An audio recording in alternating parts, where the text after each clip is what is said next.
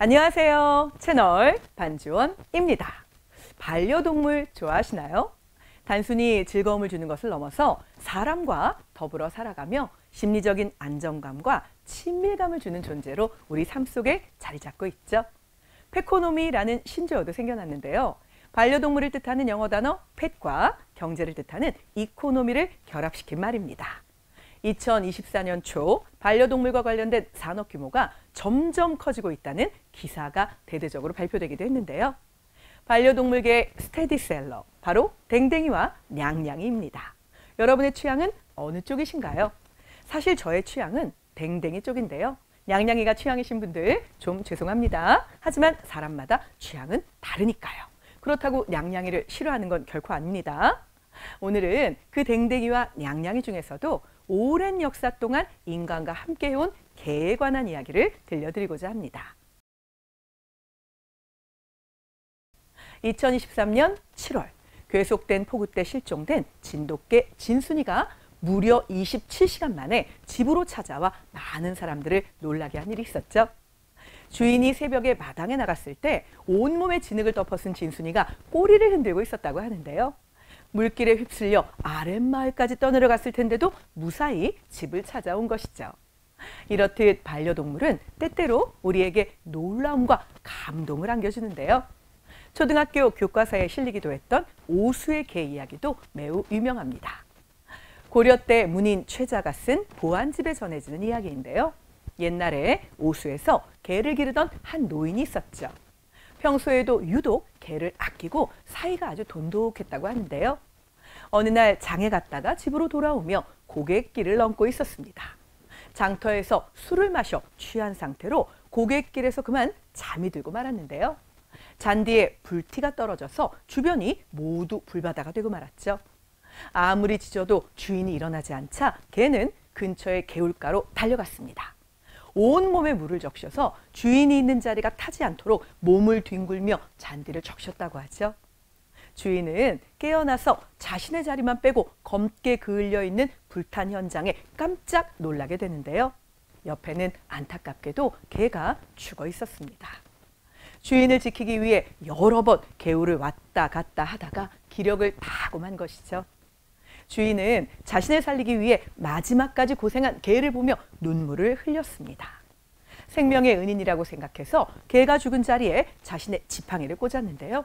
그 지팡이에서는 신기하게도 싹이 텄고 거대한 나무가 되었다고 하죠. 개오자와 나무 숫자를 써서 오수라는 이름은 바로 이렇게 붙여졌다고 합니다. 전라북도 임실 오수에는 지금도 개의 비석이 남아 있습니다. 이암이라는 화가를 들어본 적 있으신가요? 조선 초기 문인 화가로 세종의 네 번째 아들인 이명대군의 증손이기도 한데요. 조선시대 선비들이 매난국죽이나 산수를 즐겨 그린 것과는 달리 이암은 동물을 소재로 한 영모도를 주로 그렸습니다. 왕실의 채통을 지키라는 지탄을 받기도 했지만 꿋꿋하게 많은 동물 그림을 남겼는데요. 특히 개와 강아지의 모습을 아주 사랑스럽게 표현했습니다.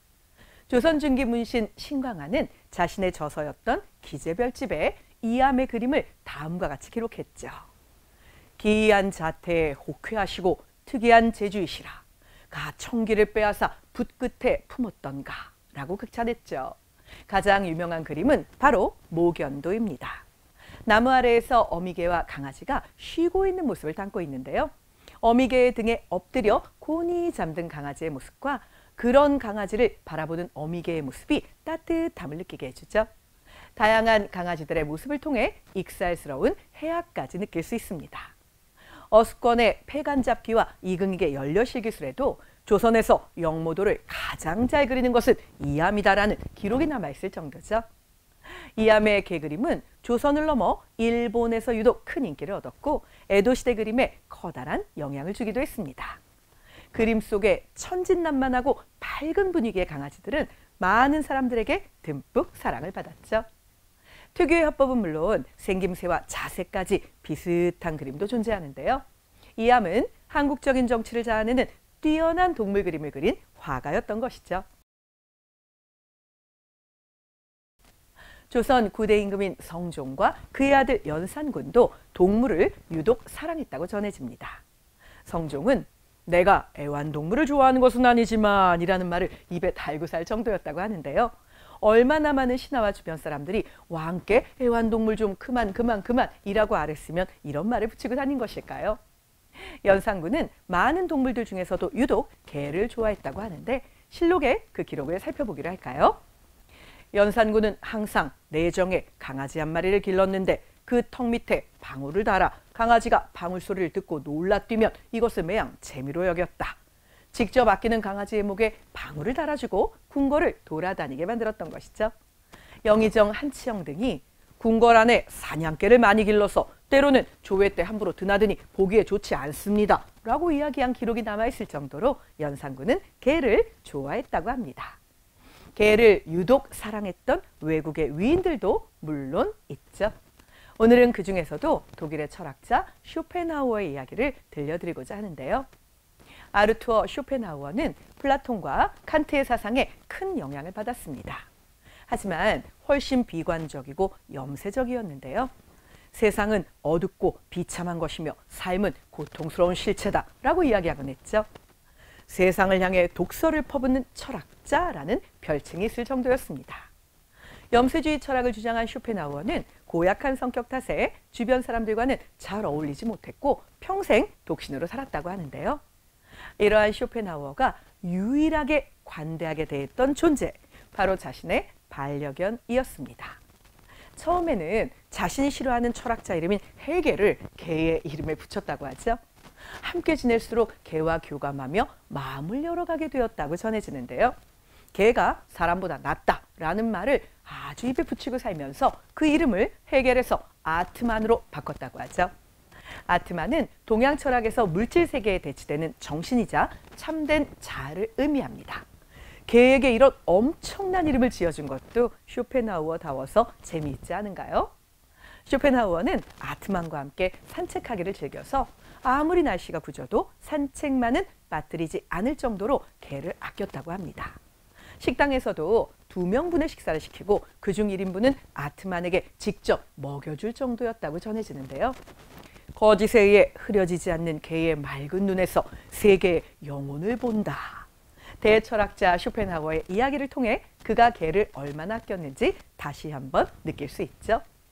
이러한 모습은 프랑크푸르트의 명물로 자리 잡아갔습니다. 독일 화가였던 비레른 부슈는 이들의 모습을 그림으로 남겼다고 하죠. 역사 속의 개와 그에 얽힌 인물의 이야기. 오늘은 조금 흥미로우셨나요? 조선 중기 선비 이응희의 옥담유고 속에 강아지 2마리를 얻고라는 시를 읽으며 오늘의 이야기를 마무리해보고자 합니다. 개는 무심한 동물이 아니니 닭 돼지와는 비길 수 없어라. 예전에 묵은 손님을 때로 반기고 밤에 가는 사람 잘도 알고 짖는다. 짐승을 잡는 재주 매우 민첩하고 염탐할 때 청력은 귀신 같아라. 이웃집에서 새끼 몇 마리를 주니 보살펴 기르면 응당 다 같으리. 우리 조상들이 개를 얼마나 아끼고 사랑했는지 또 얼마나 내 친구로 인정했는지 그 마음이 가득 느껴지는 시죠. 다음 기회에는 개의 영원한 라이벌 냥냥이 고양이를 사랑했던 위인에 대한 이야기도 전해드릴까 합니다. 먼 옛날에도 또 오늘날에도 반려동물은 인간의 마음을 따뜻하게 위로해주는 정말 소중한 존재죠. 궁금한 역사 속 이야기가 있다면 언제든 새로운 주제에 대해서 댓글 남겨주세요. 가능한 선에서는 최대한 반영해드리도록 노력하겠습니다. 채널 반주어는 다음 시간에도 더욱 유익한 주제로 찾아올게요. 좋아요, 구독, 알람 설정은 자유롭게 하시되 기왕이면 저에게 힘을 불어넣는다는 의미에서 우리 구독 버튼 한번 눌러보도록 할까요? 저도 역시나 사람인지라 냥냥이 댕댕이처럼 많은 관심이 기분이 좋은 순간들이 있습니다. 오늘도 긴 이야기 들어주신 것 감사합니다.